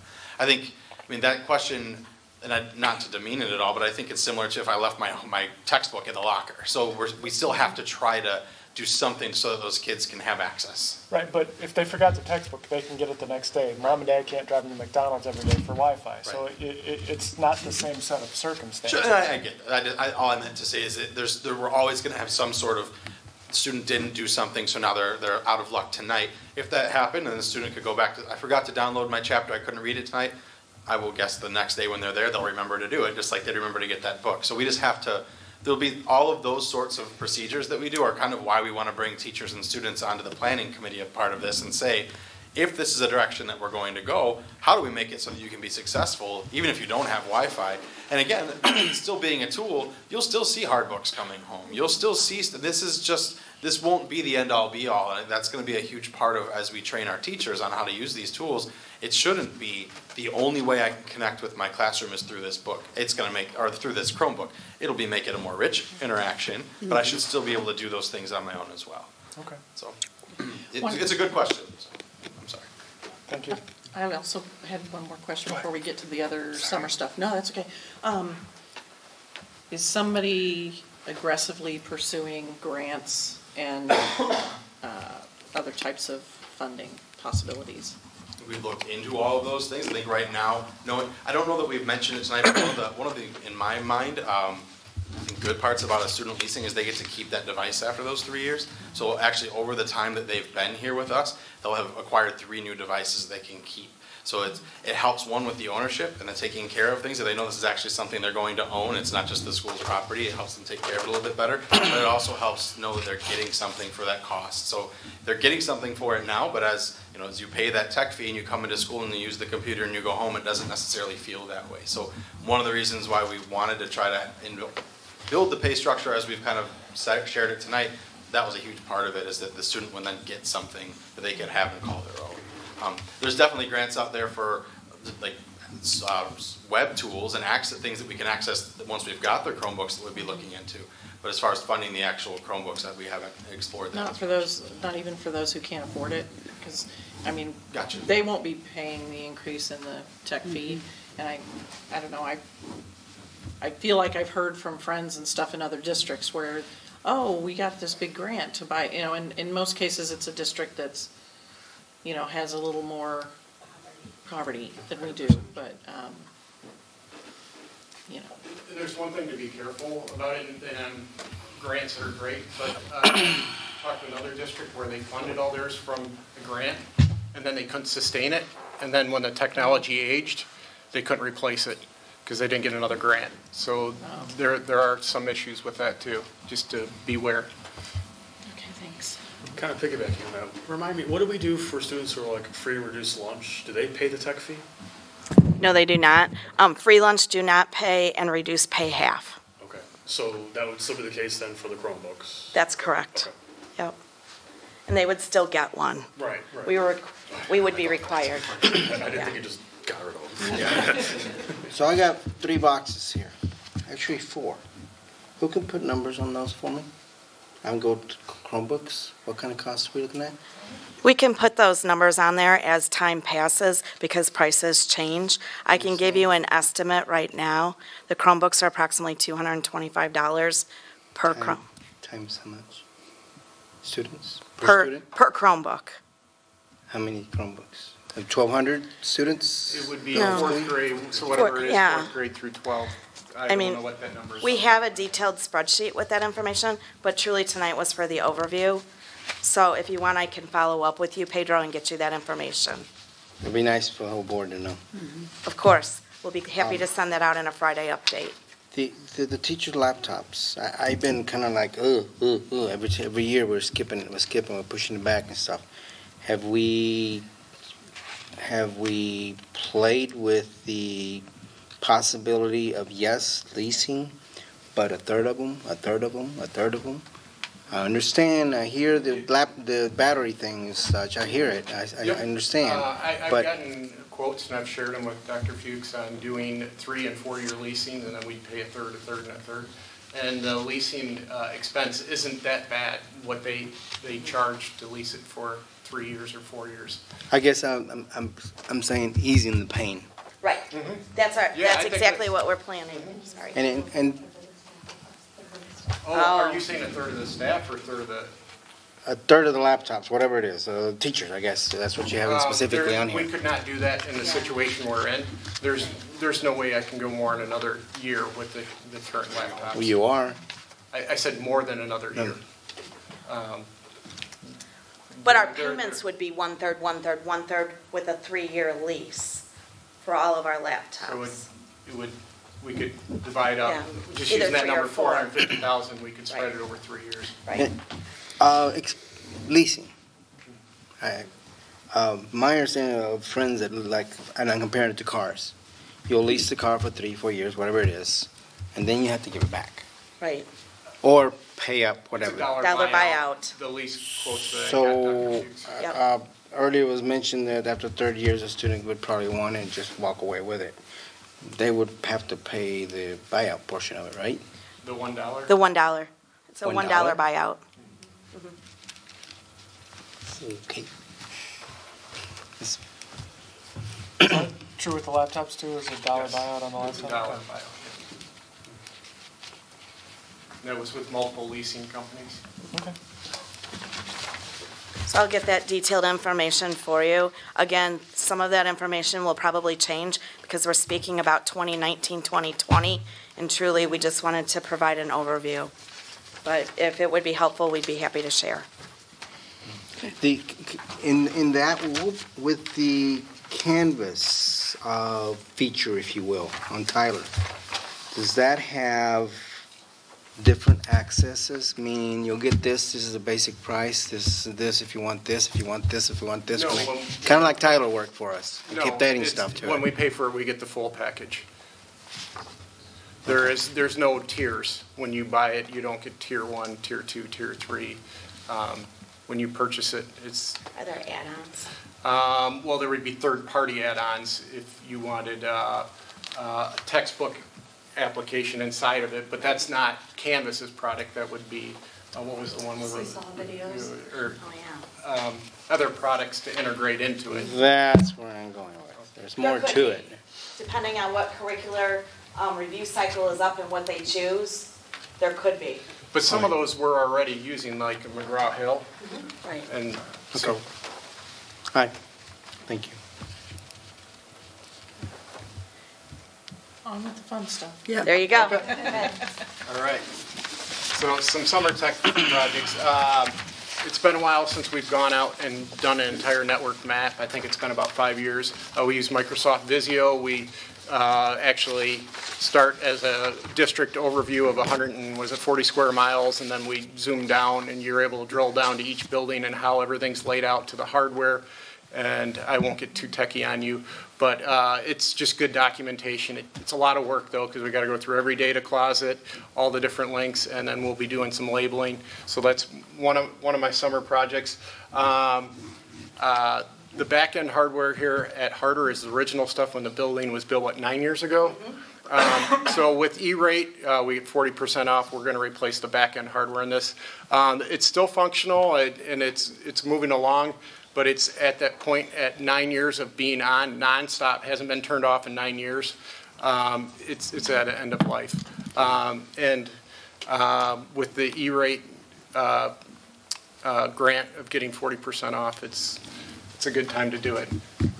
So in what I mentioned earlier about increasing data closet uptime. So along with E-rate, they will pay for APC batteries or UPS Universal Power Source. So these are batteries that will power network switches, phone systems, and so on. We're going to try and increase it so that if the power goes out in any building, that we'll have network uptime 45 minutes to an hour. So cameras, access points, internet. So if a kid actually has a Chromebook, they could be working up to an hour. Now, I've been talking to Mark Payton about getting onto the generator, and so we can control the power outage a little more. And there are some areas that we can add generator power to our data closet this summer. And so we'll have basically infinite uptime. So if the power goes out, in this building at the end of the summer, we'll be good. The generator can support everything we have. So if the power goes out in this building, we'll have Wi-Fi internet until the generator dies. I don't know how long that'll run, but hopefully they'll get the power back up. Yep. High school is almost maxed out on the generator. Mark can only give me a couple circuits, but we're going to do what we can, get district office on it and some other places critical that we can have phone uptime and network uptime there. Our long-term goal would be to get every data closet on the generator, so whenever the power goes out, we don't have to worry about anything ever going down. And that would include the kitchen so that we could continue to serve food and power outages. That becomes the conversation. If you have a power outage in the morning, do they get to stay or do they get to go? Because you have to be able to feed them, the students that is. So that would be, as we continue to make improvements, that's one long-term that we're looking for. So any questions on power? Or we're good? We're going to be replacing the food service. Oh, yep, go ahead. Your closets you have here, if you will. And you mentioned the hardware or whatever you got to replace. Yep. The AC that goes with it? Yep. Is that going up too?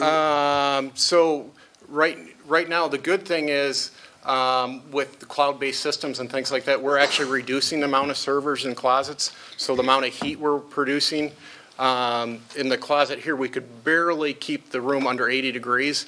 Now that we've reduced probably 4 or 5 servers in the last few years, we can get it down to about 70 degrees in the room. Dr. Fuchs and Mr. Payton looked into replacing HVAC system there, and it was outrageous. 31,000. So, but we don't need to, so we're good. Okay. We're going to be replacing the food service program at Harder Middle School and at the high school. Nick Borg is actually developing that for us. And it will run off some kind of tablet. We're narrowing it down right now. It'll be Android or iPad.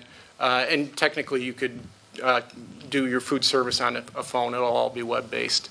So as long as we have internet access, it will do some caching, but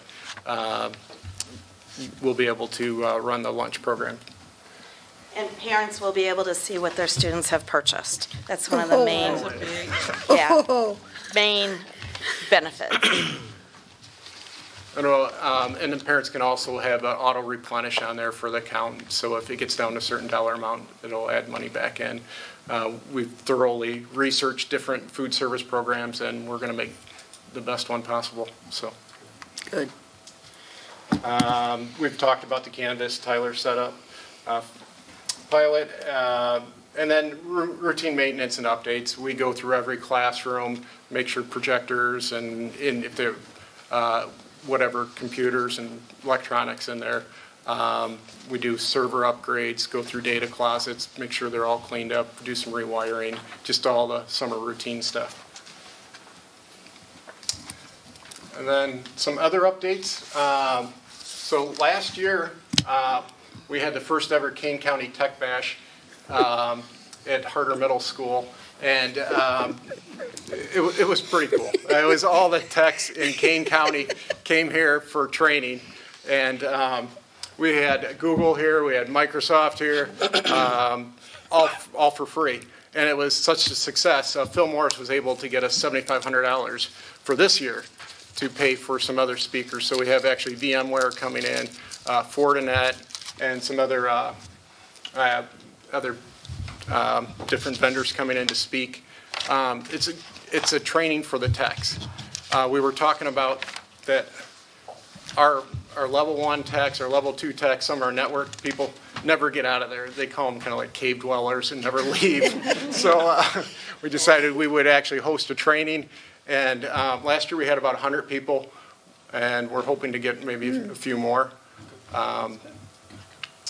And one of the best things about it, since I kind of run the thing, our roundtable discussion is one-to-one implementation, pitfalls, and so we'll get all the information from the other districts. Oh, yeah, and Nick did the keynote last year. He'll be presenting again this year. And like I said, we have $7,500 coming from the Office of Education. So it's no charge to any of the technicians. It's just free for 2 days to come in and learn. And then the last thing, I've met with the city of Elburn, our village of Elburn, John Nievenhoven, and we're trying to work out leasing fiber to them, some of our dark strands. So they would actually get internet access back through NIU, but going through some of the fiber that we previously installed. We're not to any agreements yet, but we're going down that road, so I just wanted to let you know. I did get NIU's fiber agreement. They're going to let us reuse theirs. The city or the county, Kane County, used NIU's agreements for their dark fiber leases. It's like an 80-page document way above my head, so I need Dr. Fuchs' help with that. But we'll be using that document to create the lease agreement with Elburn if we get to that point. So I think we're getting real close with them. So. Great. Good. All right. Any questions? Thank you. I just want to say one last comment. I am very excited our team is working together very closely. You can see curriculum, technology, business office. When Tim needs them, Mark Payton is integral to the support of the buildings and grounds and electrical. And so I believe it has to do with the fact that we have stability on our team. We've worked together, and we're really putting an effort towards moving towards one-to-one, and we're looking forward to having the support of the board in this very important initiative for our students. So, thank you, guys. Thank you. Thank you. Thank you. Okay, moving along.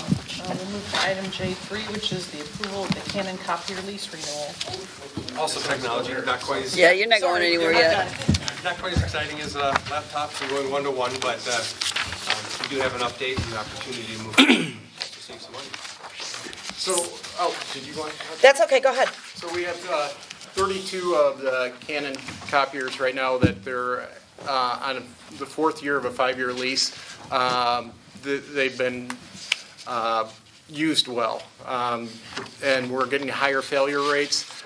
So we met with Canon, talked to them, and actually we can renew our fleet of 32 Canon copiers at a cost savings. And what's that? I'm sorry. They have it in the report. Oh, okay. So.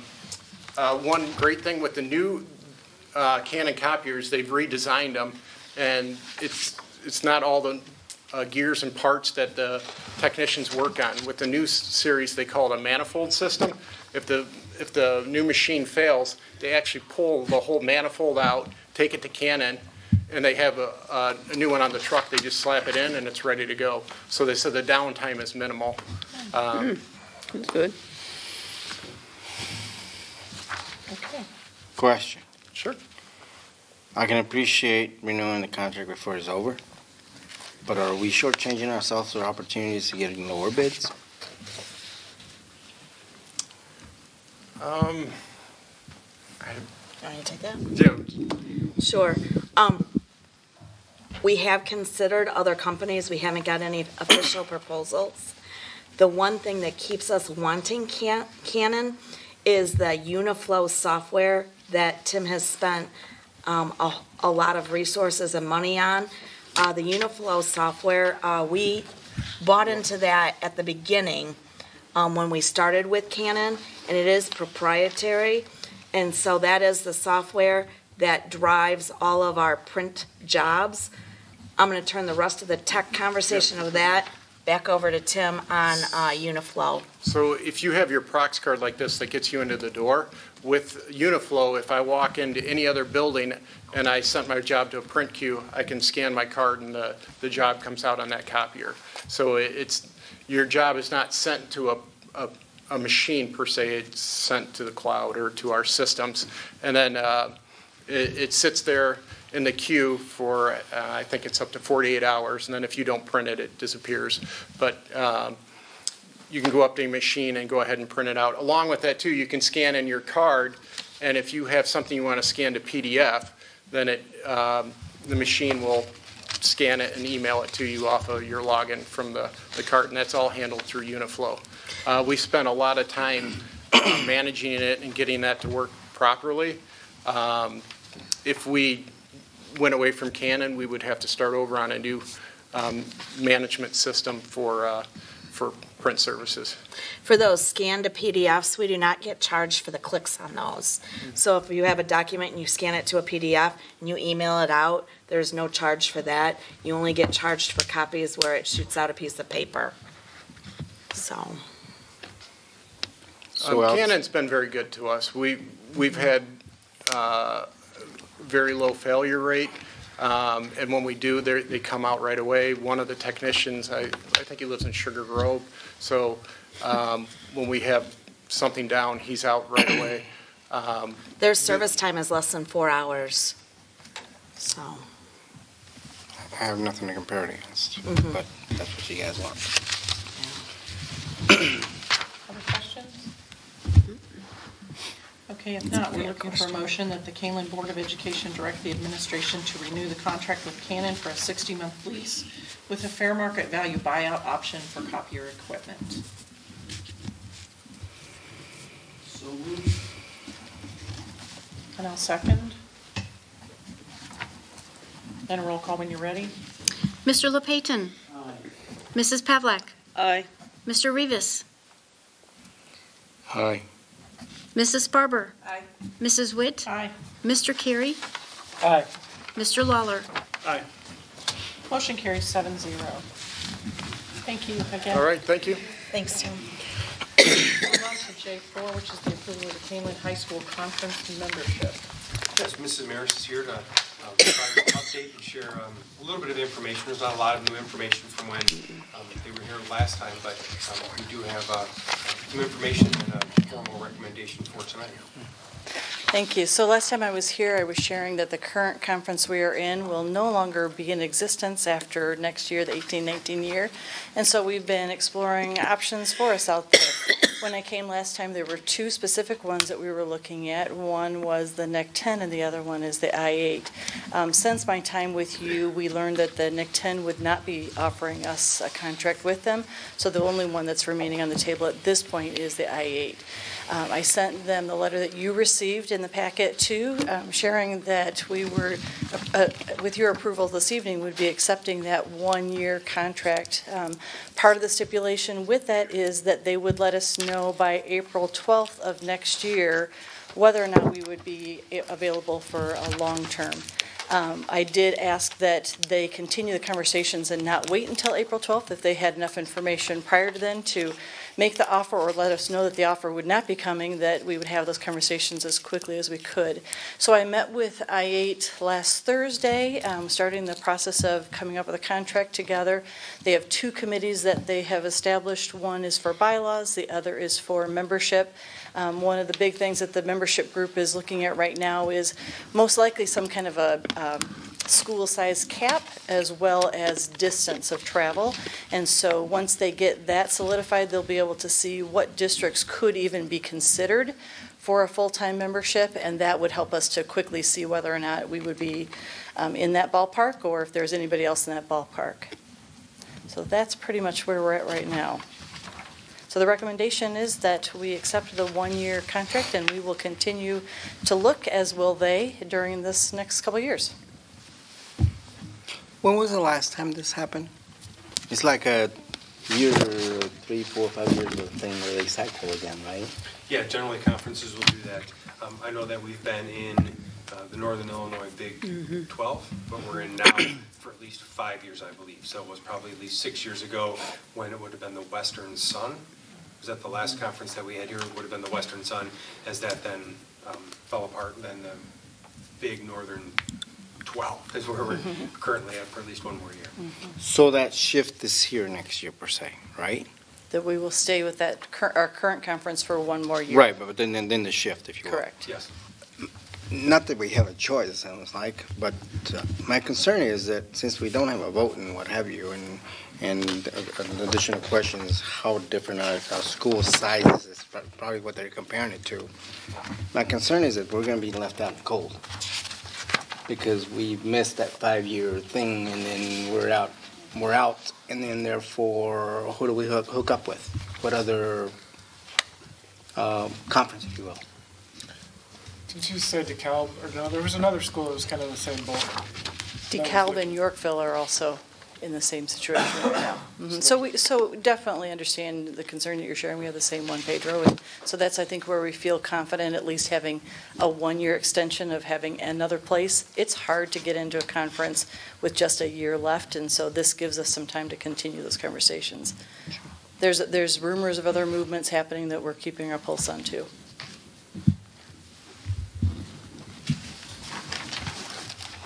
Any questions? If there are no further questions, we're looking for motion that the Kaneland Board of Education approve the membership of Kaneland High School in the Interstate 8 I-8 Conference for the 2019-2020 school year. And I'll make that motion. I'll second it. And a roll call, please. Mrs. Pavlak. Aye. Mr. Rivas. Aye. Mrs. Barber. Aye. Mrs. Witt. Aye. Mr. Carey. Aye. Mr. Lawler. Aye. Mr. LePayton. Motion carries 7-0. Moving on now to item J5, which is the approval of the health insurance renewal. Sure. We've been working with Hub, our health insurance brokers, and Gail serves on the Health Insurance Committee. We meet regularly or monthly with the Health Insurance Committee, the names are in the memo, and with Hub International to manage our self-insurance health insurance plan. Through that process, we've been able to keep our costs low. A majority of our costs are directly related to our claims.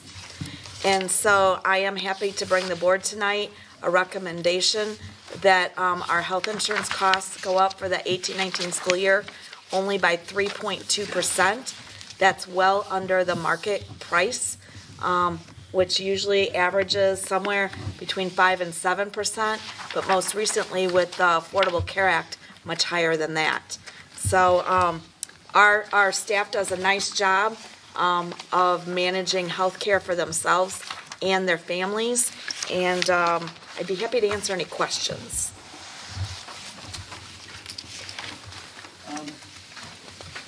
The only question I had was on the benefit trust fund balance. Yep. And I see that it's getting up close toward the maximum of where we want to keep it. A couple of years ago when we did that. Premium holiday. Premium holiday thing. Yep. That was for that reason, that trust fund balance had gotten high enough that we wanted to reduce that balance. It certainly doesn't appear that we're at the point where we would do that, but it does continue to grow. Is that likely to be a similar recommendation next year if we see that balance? Yes, it is. Absolutely. And we have one more meeting this week. We're going to reevaluate the balance, and then we'll continue to, we monitor that every month that we meet.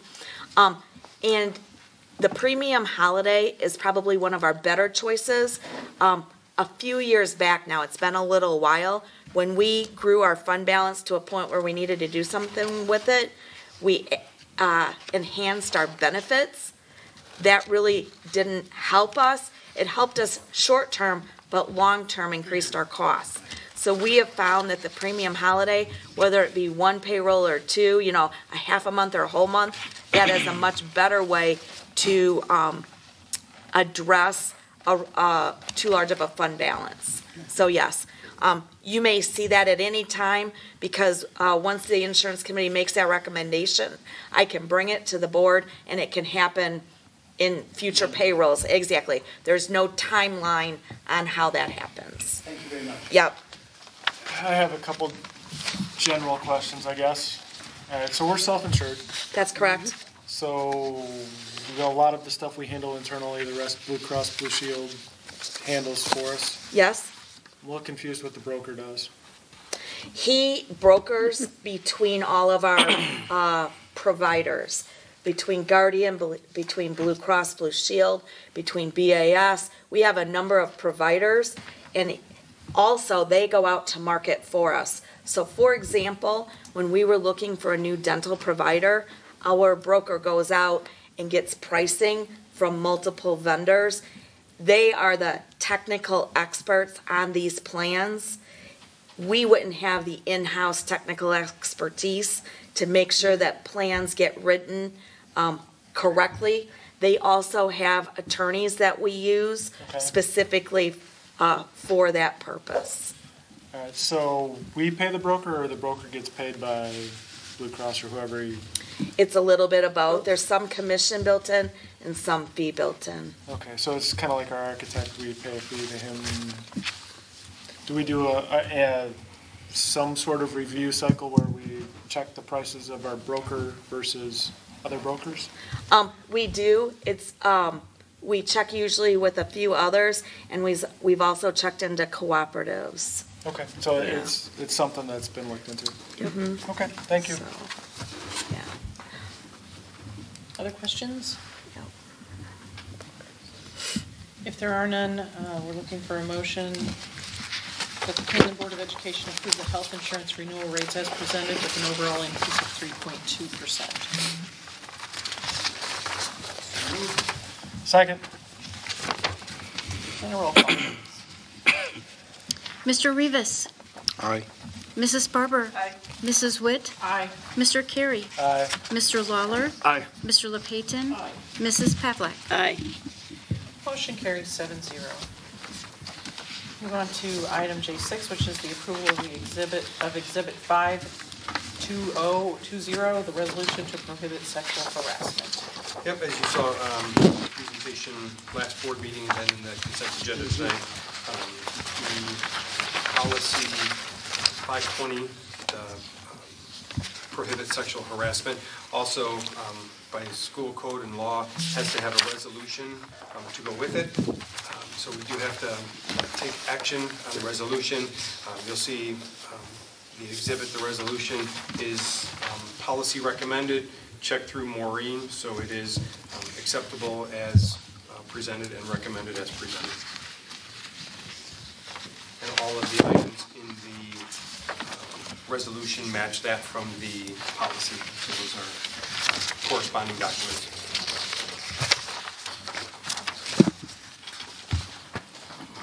Questions? Just a procedural one. Why does this come through as a new business versus a consent agenda? Because you have to present a resolution. Specifically has to say it. Has its own agenda. Yes. It's the formality of it. Okay. I asked it when we were preparing the agenda. When possible, the consent agenda works well. So I will make the motion to approve it as presented. I'll second. Okay, so it's a motion that the Board of Education approve the resolution to prohibit sexual harassment as required by law. Motion has been made and seconded. If there are no further questions, we'll have a roll call, please. Mrs. Sparber. Aye. Mrs. Witt. Aye. Mr. Carey. Aye. Mr. Lawler. Aye. Mr. LePayton. Aye. Mrs. Pavlak. Aye. And Mr. Rivas. Aye. Motion carries 7-0. Come now to the last item of new business, which is the approval of a donation. Yes, Julianne, I know we talked about this. Did you get any more information on the chairs? What's in here? No, but Jill is here tonight. Jill, So that works out well. There are 6 chairs. Yep. They're fabric chairs. I think your only question was where are they going? Yeah, where are they going? So I just had a question in case the board wanted to know where they're going, how they're going to be used, because it's a very nice donation. Yeah. Currently, we have them in the balcony of the auditorium, which if you've never been up there is an amazing secret spot for doing work. We're looking to try and find some places for staff to be able to have some just quiet work spots and some alternatives, and so that's where we have them currently, but I'm not sure that that's where we belong. Thank you. Thank you. So we're looking for a motion that the Board of Education accepts the donation of 6 fabric chairs from the, does anyone know how to pronounce this correctly? Peniel? Peniel? Sounds good to me. I hope Peniel is probably the closest I can get. Family Dental, apologies if I was wrong, and with a total value of $2,400. So moved. Second. And a roll call, please. Mrs. Witt. Aye. Mr. Carey. Aye. Mr. Lawler. Aye. Mr. LePayton. Aye. Mrs. Pavlak. Aye. Mr. Rivas. Aye. Mrs. Sparber. Aye. Motion carries 7-0. So that concludes new business. We'll move on now to the superintendent and board report. I have a couple updates. The first one kind of corresponds to I3, the personnel report. As you may have seen in there, one of the items, or one of the state mandates that we have every spring in March is our non-renewal or riffing of teachers, and then in April, as you recall from 2 board meetings ago, non-renewal or riffing of support staff. And if you, as you saw in there, of the 15 that we did have to reduce, unfortunately, this year, 8 of them have already been considered and brought back in, or were just considered and brought back in there.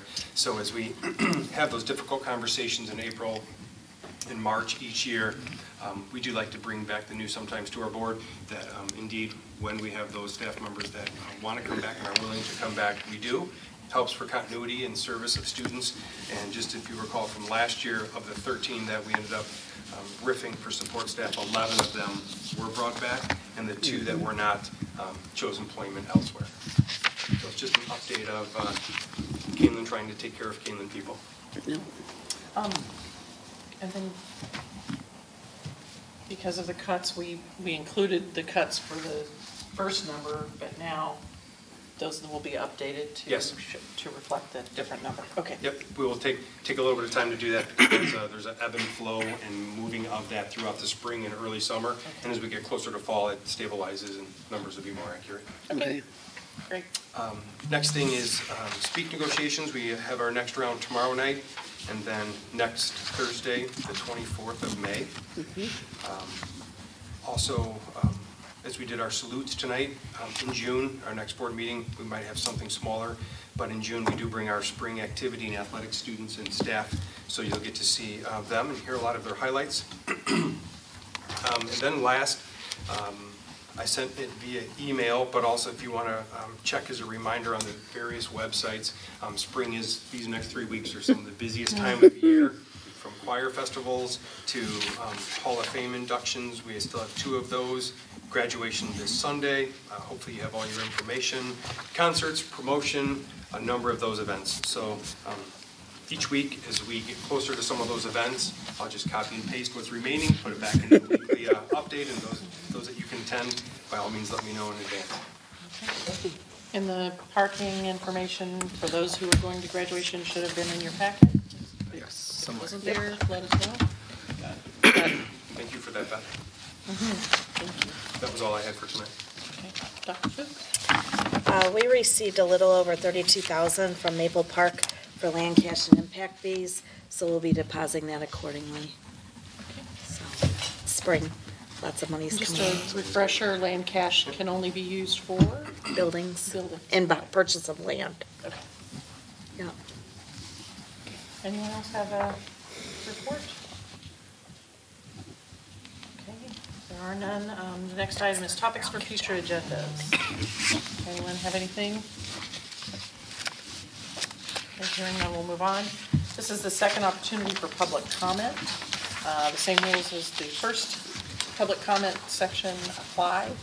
So the floor is now open for public comment. Any public comments? Okay. Hearing none, we'll move on. We do have an executive session tonight. We are going to be discussing collective negotiating matters between the public body and its employees or their representatives, or deliberations concerning salary schedules for one or more classes of employees. We also added that we are going to be discussing the appointment, employment, compensation, discipline, performance, or dismissal of specific employees of the public body or legal counsel for the public body, including hearing testimony on a complaint lodged against an employee of the public body or against legal counsel for the public body to determine its validity.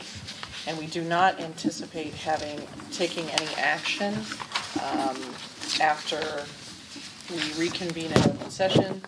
So there will be, since there's no action, the recording will end at the end of this meeting, the open session. So we need a motion to go into executive session. So moved. Second. And a roll call, please. Mr. Carey? Aye. Mr. Lawler? Aye. Mr. LePayton? Aye. Mrs. Pavlak? Aye. Mr. Rivas? Aye. Mrs. Sparber? Aye. Mrs. Witt? Aye. Motion carries 7-0. And the recording will now end.